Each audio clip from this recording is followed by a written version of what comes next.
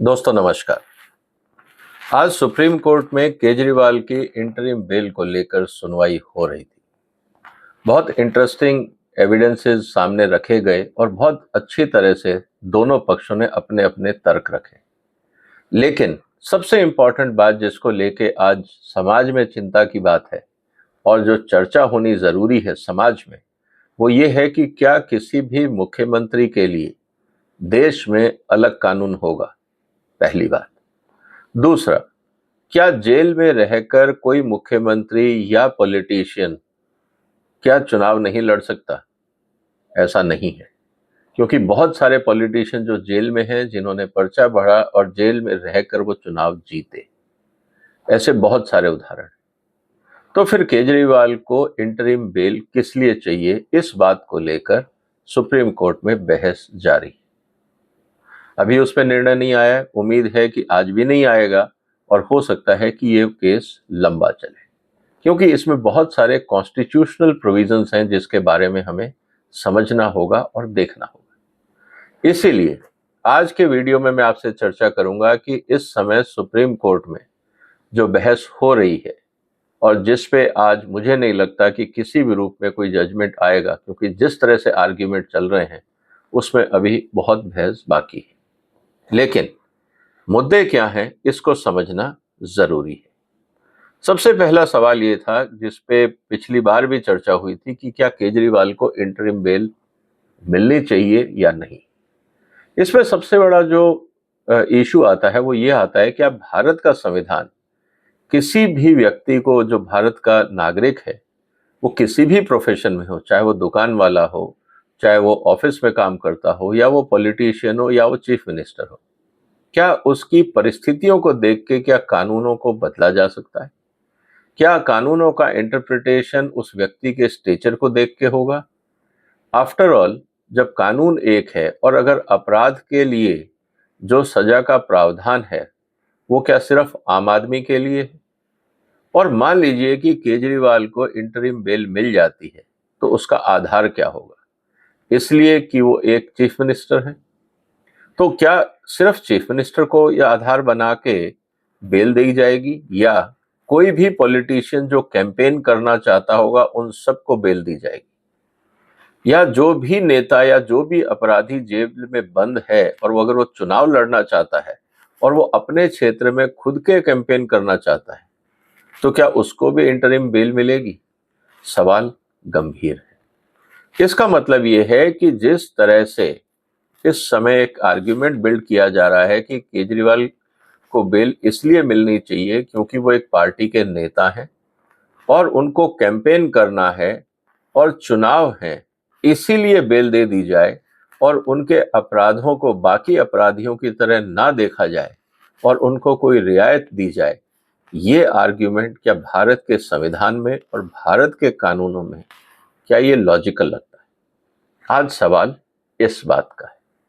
अगर ऐसा हुआ तो कल तो हर बिजनेसमैन, हर ऑफिसर, हर दुकानदार, हर अपराधी यही कहेगा कि मेरी और भी जिम्मेवारियां हैं, मेरे अलावा वो कोई नहीं कर सकता, तो मुझे भी इंटरिम बेल दे दी जाए जब तक केस की पूरी सुनवाई नहीं होती। ये एक इंटरेस्टिंग प्रेसिडेंस क्या सुप्रीम कोर्ट शुरू करेगा? मुझे नहीं लगता, लेकिन केजरीवाल के वकीलों की तरफ से ये पूर्ण रूप से दलील दी जा रही है, क्योंकि चुनाव है, इसलिए केजरीवाल को रिहा करना जरूरी है और उसका जस्टिफिकेशन ये है कि ये डेमोक्रेसी के हित में है। लेकिन लोग ये भूल जाते हैं कि यही जब डेमोक्रेटिकली इलेक्टेड लीडर जब भ्रष्टाचार करते हैं, अपनी सत्ता का दुरुपयोग करते हैं, उस समय डेमोक्रेसी याद क्यों नहीं आती? उस समय भारत का संविधान क्यों याद नहीं आता? भारत के कानून याद क्यों नहीं आते? तो ये एक बहस का मुद्दा है जिसको हमें देखना होगा। दूसरी बात, अगर केजरीवाल को जेल से रिहा किया जाता है तो अभी बहुत सारे ऐसे एविडेंसेस हैं जो ईडी और सीबीआई के हाथ नहीं लगे। उदाहरण के लिए, केजरीवाल ने अपना मोबाइल पासवर्ड नहीं दिया। हो सकता है कि वहां पे क्रिप्टो करेंसी की ट्रांजैक्शंस की डिटेल हो। मान लेते हैं कि केजरीवाल को आपने रिहा कर दिया। अगर वो अपने घर जाते हैं और दूसरे लैपटॉप से अपनी सारी ट्रांजैक्शंस को डिलीट करके या कहीं और किसी और अकाउंट में ट्रांसफर कर देते हैं और उसके बाद आके अगर वो अपना पासवर्ड दे देते हैं मोबाइल का, तो आप क्या कहेंगे? क्या ये एविडेंस डिस्ट्रॉय हुआ या नहीं हुआ? या क्रिप्टो करेंसी में जो ट्रांजैक्शंस हुई उनको किसी और नाम पे किसी और जगह पे ट्रांसफर कर दिया जाए, क्या ये पॉसिबल है या नहीं है? क्योंकि आज की तारीख में जितने भी एविडेंसेस ईडी और सीबीआई को मिले हैं वो ज्यादातर डिजिटल एविडेंसेस हैं। कहीं पे भी आपको कैश के बंडल नहीं मिले हैं।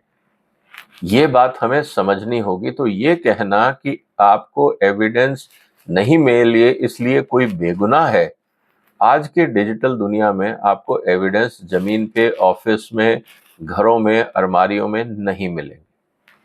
इस तरह का जो कैश होर्डिंग था ये पुराना तरीका था। नई दुनिया काम करती है डिजिटल सिस्टम पे, और डिजिटल में भी इस तरह के बहुत सारे टूल्स हैं, जैसे क्रिप्टो करेंसी है, या अगर हम आईफोन की बात करें तो एनक्रिप्टेड मैसेजेस हैं जिसमें पूरी जानकारी होगी कि किसने किसको कब कितना पैसा दिया, क्या इंस्ट्रक्शंस थे, वगैरह वगैरह।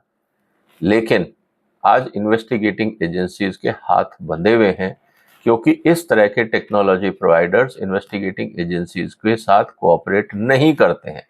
और उनका कहना बहुत सिंपल है कि अगर हम इस तरह से कोऑपरेट करेंगे तो जो हमारा कस्टमर बेस है, जो चाहता है कि उनके जो कार्यक्रम हैं, उनके जो इंफॉर्मेशन है, उनकी जो प्राइवेसी है उसको गोपनीय रखा जाए, तो उनकी क्रेडिबिलिटी पे क्वेश्चन होगा, लोग उनकी टेक्नोलॉजी या प्रोडक्ट लेना बंद कर देंगे। तो सवाल अब इस बात का है कि अगर कंपनियां सपोर्ट नहीं करती हैं तो क्या कोर्ट इंटरवीन करेंगे? अभी ये ओपन क्वेश्चन है, इस बात को हमें समझना होगा। इसके अलावा सबसे इंपॉर्टेंट बात यह है कि जो 338 करोड़ का इशू आया वो ये था कि ये क्या प्रोसीड ऑफ क्राइम है, क्या सारा क्राइम है, या इसमें वास्तव में कुछ और भी हिस्सेदारी है। ये अभी इन्वेस्टिगेशन का मुद्दा है जिसके बारे में समझना होगा। लेकिन जो चुनाव प्रचार में पैसा गया, 100 करोड़ के आसपास जो बात हो रही कि साउथ ग्रुप ने दिया, 45 करोड़ गोवा में दिया और वो हवाला के माध्यम से दिया, वो सारे स्टेटमेंट ईडी के पास है। तो सवाल इस बात का है कि क्या उन एविडेंसेस को, उन लोगों को क्या खतरा नहीं होगा जब केजरीवाल को रिलीज किया जाएगा? क्या केजरीवाल उनसे नहीं कहेंगे कि आप जो सारे रिकॉर्ड्स हैं उनको डिस्ट्रॉय करिए? क्या किसी से भी बात नहीं करेंगे जेल से निकलने के बाद? ये भी अपने आप में बहुत बड़ा सवाल है, क्योंकि केजरीवाल आज भी दिल्ली के मुख्यमंत्री हैं, उन्होंने इस्तीफा नहीं दिया है। आधिकारिक रूप से आज भी उनके पास पावर है, इन्फ्लुएंस है, सिस्टम है। लेकिन अगर वो चाहें अपने बाकी माध्यम से, दोस्तों के माध्यम से, अपने खास लोगों के माध्यम से, उन सब के माध्यम से, और वो इलेक्शन के लिए ट्रैवलिंग करेंगे, और हो सकता है कि जिस शहर में जाएं उनके हमेशा उनके चारों तरफ कोई सीबी और ईडीआई तो रहेगी नहीं, वहां उन लोगों को बुला के जो इंस्ट्रक्शन देना है दे दिए जाएं। क्योंकि जहां तक मुझे समझ है केजरीवाल डिजिटल प्लेटफॉर्म का इस्तेमाल नहीं करेंगे, क्योंकि उनको पता है कि अगर फोन से बात करेंगे तो वो रिकॉर्ड हो जाएगा। या तो वो व्हाट्सएप का इंतजाम करेंगे, या वो फेस टाइम का इस्तेमाल करेंगे, एप्पल टेक्नोलॉजी का इस्तेमाल करेंगे, जिससे उनकी बातचीत इन्वेस्टिगेटिंग अथॉरिटी तक ना जाए। इसके अलावा सबसे इंपॉर्टेंट बात जो बार बार आती है कि भाई अरेस्ट इलेक्शन टाइम पे क्यों किया गया, तो इसको लेके ईडी का ये कहना था कि हमने तो 8-9 सम्मन भेजे, इन्होंने कोऑपरेट नहीं किया। अगर ये 6 महीने पहले ही हमारे पास आ जाते तो शायद ये मुद्दा काफी हद तक रिजॉल्व हो जाता, इन्वेस्टिगेशन काफी आगे बढ़ जाती। लेकिन डिले करने की गलती किसकी है? और यही बात दिल्ली हाई कोर्ट ने अपने जजमेंट में लिखी है। एक और बात जो ईडी के वकीलों ने कही कि देखिए, गोवा चुनाव के समय केजरीवाल ठहरे थे 7 स्टार होटल में। इंसिडेंटली मैं भी उसी होटल में ठहरा था एक कॉन्फ्रेंस के चक्कर में, और केजरीवाल और उनकी पूरी टीम वहीं थी। लेकिन कहने का मतलब ये है दोस्तों कि उसका बिल किसने दिया?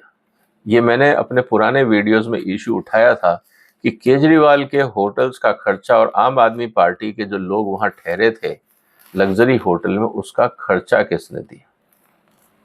इस बार आज सुप्रीम कोर्ट के अंदर ईडी ने इस बात की जानकारी दी कि जिस आदमी ने जो डॉक्यूमेंट हैंडल किए थे, इलेक्शन का खर्चा उठाया था गोवा इलेक्शन का, उसी आदमी ने केजरीवाल और इनके लोगों के बिल पे किए थे होटल के, और उसके डॉक्यूमेंट्री एविडेंस है क्योंकि होटल में किसने बुकिंग करी, किसने पेमेंट की।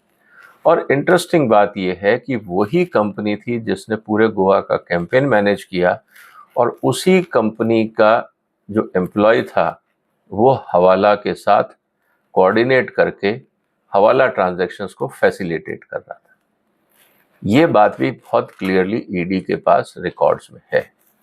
एक कंपनी थी चैरियट एंटरप्राइजेस, जो पूरा इलेक्शन कैंपेन का काम देख रही थी। उसके अलावा ईडी ने कहा कि हमारे पास बहुत क्लियर एविडेंसेस हैं कि 100 करोड़ की डिमांड की गई थी।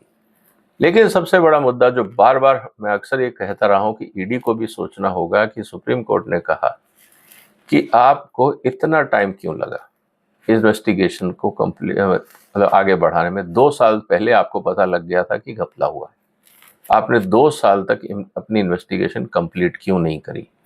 और इस पे कई सवाल हैं। 2-3 मुद्दे तो ये हैं कि समन पे हाजिर ना होना, दूसरी बात यह है कि बार बार अलग अलग कोर्ट्स में एप्लीकेशन लगाना जिससे कि इन्वेस्टिगेशन आगे ना बढ़े, कभी बेल के नाम पे, कभी लीव के नाम पे, कभी किसी और नाम पे, कभी मेडिकल बेल के नाम पे, अलग अलग एप्लीकेशंस डाल के इन्वेस्टिगेशन को डिले कराया गया, क्योंकि उसका पर्पज़ ये था कि अगर इन्वेस्टिगेशन डिले होती है तो जो कोर्ट्स हैं वो सॉफ्टर रुख अपनाएंगे और हो सकता है कि इनको बेल मिल जाए, और एक बार जब बेल मिल जाए तो जितने एविडेंसेस बाहर हैं उनको डिस्ट्रॉय करने में भी मदद मिल सकती है। इसके अलावा जो सबसे इंपॉर्टेंट बात कही गई है कि witness said that he met Kejriwal for a land deal, but when he came to know that it was all bogus and it was for 100 crores। तो एक अधिकारी ने तो एक विटनेस ने तो यहां तक बोल दिया कि मुझे ये बताया गया था कि कोई लैंड डील की बात हो, लेकिन वहां सब बोगस था, वो एक्चुअली 100 करोड़ की डील की बात थी कि आपको 100 करोड़ रुपए देने होंगे केजरीवाल को और आम आदमी पार्टी को। तो ये सारी बातें आज रखी गई, और सबसे इंपॉर्टेंट बात ये थी कि भाई आपको कब पता लगा कि केजरीवाल इन्वॉल्व है। तो ईडी का ये कहना था कि देखिए, हमें शुरू से शक था, लेकिन जब तक हमारे पास ठोस सबूत नहीं है, एविडेंस नहीं है, हम कैसे उनको अरेस्ट करते। इसीलिए इस पूरी चीज़ों में हमें टाइम लगा। और उसके बाद जितने भी इश्यूज उठे उसको लेकर ये कहा गया कि देखिए ये पूरा एक तंत्र है, और अगर केजरीवाल को आप बाहर छोड़ते हैं तो सवाल इस बात का है कि क्या केजरीवाल सरकारी कागज साइन करेंगे, क्योंकि एक अपराधी जो जेल में है अगर वो बाहर निकलता है तो क्या वो डॉक्यूमेंट साइन करेगा? ये अपने आप में एक तमाशा हो जाएगा। दूसरी बात, केजरीवाल के वकीलों ने ये कहा कि नहीं, वो ऑफिस का कोई कागज साइन नहीं करेंगे। इस पे ईडी के वकीलों ने ये कहा कि देखिए वो वैसे भी कोई कागज साइन नहीं करते थे, लेकिन उन्होंने विजय नायर को जब अपॉइंट करना था अपना एडमिनिस्ट्रेटिव स्टाफ के रूप में, उन्होंने वो कागज साइन किया था, उसके अलावा वो कोई कागज साइन नहीं करते थे। तो ये जो बातें थी ये प्रूव करने के लिए कि विजय नायर कितना क्लोज है केजरीवाल से, और विजय नायर का रोल बाकी जो विटनेसेस हैं उन्होंने जो बताया है उसको लेके ये बात बहुत क्लियर हो रही है। लेकिन कोर्ट ने बार बार इस बात को कहा कि ये अभी कंक्लूसिव एविडेंसेस नहीं है, इसीलिए इस बात को हमें ध्यान रखना होगा कि स्पेशल सर्कमस्टांसेस हैं जिसके कारण शायद हमें इंटरिम बेल के लिए कंसिडर करना पड़े। लेकिन जब बार बार ये कहा गया कि इंटरिम बेल का मतलब है कि आप पॉलिटिशियंस के लिए एक स्पेशल क्लास क्रिएट कर रहे हैं, क्या ये संविधान और कानून के हिसाब से उचित होगा? इस पे सुप्रीम कोर्ट के जजेस ने कहा कि हम कोई स्पेशल क्लास क्रिएट नहीं कर रहे हैं, हम सिर्फ स्पेशल सर्कमस्टांसेस देख रहे हैं कि चुनाव सिर पे हैं और क्या इस समय इनको बेल देनी चाहिए। ये मुद्दा हमारे सामने है। लेकिन सबसे इम्पॉर्टेंट बात यह है कि बार बार केजरीवाल के वकीलों ने कहा कि साहब ये डेमोक्रेसी है, यहाँ फ्री और फेयर इलेक्शन के लिए किसी भी व्यक्ति को प्रचार का अधिकार होना चाहिए। ये बात सही है, लेकिन सिर्फ केजरीवाल को क्यों? ये तो सारे अपराधी, सारे पॉलिटिशियन जो जेल में हैं उन सबको बेल कर देना चाहिए ताकि वो अपनी अपनी जाके कैंपेनिंग कर सकें। इशू कुल मिला के बात यही आती है कि जिस तरह से सिचुएशंस एक्सप्लेन करी है ईडी ने और आज जो एविडेंसेस रखने का प्रयास किया है, उसको देख के मुझे लगता है कि जजेस के लिए भी थोड़ा सा डिफिकल्ट होगा इंटरिम बेल देना, क्योंकि इसका मैसेज ये जाएगा कि आप जो भारत के कानून हैं जिसमें किसी भी तरह का कोई क्लासिफिकेशन नहीं है, only it can be on medical ground और it can be of any emergency, उसके अलावा कोई और ऐसा क्लासिफिकेशन एक्सेप्टेबल नहीं है जिसके कारण आप किसी व्यक्ति को कानून के बाहर बेल दे दें। और ये बात हमें समझनी होगी। लेकिन जजेस का कहना यही बार बार रहा कि आपको 12 नवंबर 2022 को ये जानकारी थी कि ये घपला हुआ है, आपने अभी तक टाइम क्यों लगाया? अब सवाल इस बात का है कि अब ईडी इसके क्या जवाब देगा? ये तो आने वाले दिनों में पता लगेगा जब हियरिंग दोबारा होगी। लेकिन दोस्तों, आपका क्या कहना है कि क्या केजरीवाल को इंटरिम बेल मिलनी चाहिए चुनाव प्रचार के लिए? और अगर ऐसा होता है तो क्या ये एक नई परिपाटी, एक नया क्लासिफिकेशन होगा भारत के कानून व्यवस्था में कि अगर कोई ऑफिस बेरर या इम्पोर्टेंट पॉलिटिकल पर्सन चुनाव लड़ता है या किसी पार्टी का नेता है तो उसको एक स्पेशल प्रिविलेजेस दिए जाएं ताकि वो चुनाव लड़ सके और प्रचार कर सके? क्या ये एक अच्छा मैसेज समाज में जाएगा? आपका क्या कहना है दोस्तों? आप अपने विचार कमेंट बॉक्स में लिखिए।